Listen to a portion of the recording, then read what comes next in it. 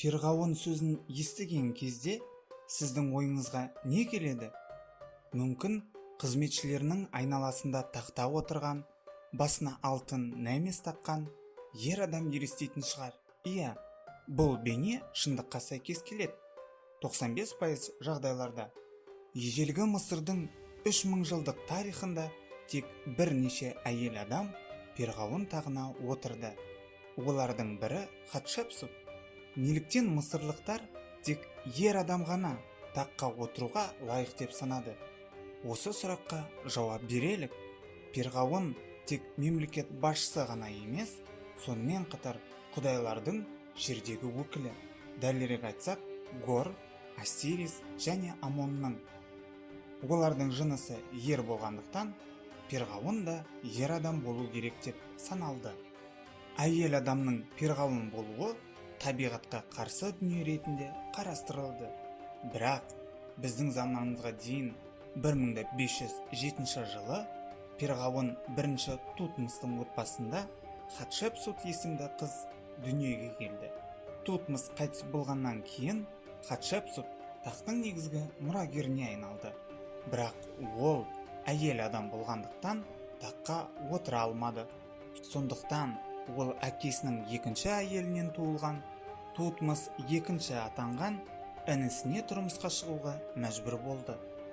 Қазіргі заманда жақын тумалар арасындағы некеге тыйым салынса да, ежелгі Мысырда отбасы ішіндегі некелер қалыпты құбылыс болып саналды. Бірнеше жылдан кейін Тутмос екінші де о дүниелік болды және тағы да таққа кім отырады деген сұрақ туындады. Таққа жету жолында Хатшепсуттың тек бір қарсыласы болды.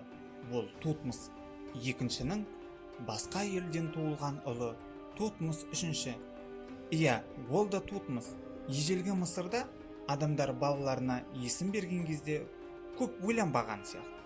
Бала тым кішкентай болғандықтан елді өзі басқара алмады. Хатшепсут жағдайды пайдаланып, өзін Тутмостың регенті етіп тағайындады. Регент перғауынның белгілі бір себептерге байланысты, мысалға тым жас немесе кәрі болуы, ауырып жатқанда билік басында уақытша орнын басатын перғауынның тумасы. Сөйтіп, Хатшепсут ресми түрде Мысырдың перғауыны атанды.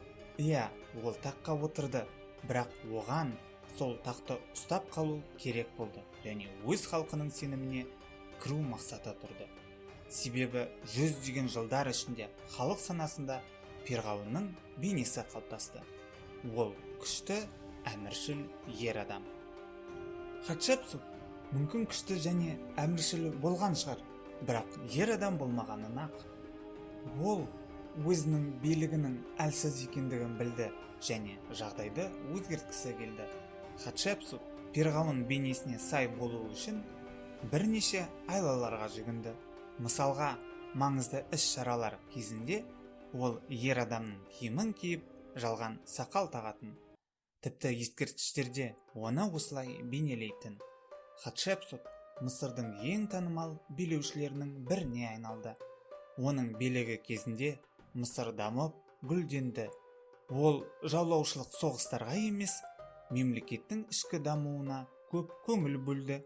Құрылыс саласы да Хатшепсуттың назарынан тыс қалмады. Қайта қалпына келтірілген және салынған құрылыс нысандарының саны көп болды. Мысалға, оның бұйрығына сәйкес Луксордағы Карнак ғибадатханасына бірнеше обелиск салынды. Сол кездегі ел ішіндегі ең биік ғимараттар. Оның біреуі әлі күнге дейін ғибадатхана кіреберісінде тұр. Ал Мут ғибадатханасында Хатшепсут пен Тутмос үшіншінің мүсіндері тұрды. Хатшепсуттың тағы бір жетістігі Пунд жеріне жасалған жорық.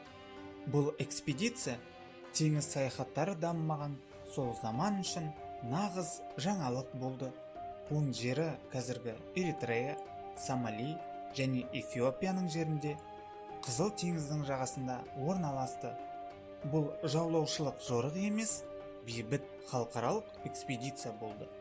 Пунд елімен қарым-қатынас Хатшепсут туылмай тұрып 200 жыл бұрын бұзылған болатын. Үзілген қарым-қатынасты қайта қалпына келтіру маңызды болды. Себебі Пунт шығыстағы маңызды сауда нүктесі болды және Мысырдың байлығын арттыра алатын еді. Және Хатшепсут алдына қойған мақсатына жетті. Қарым-қатынас қалпына келді.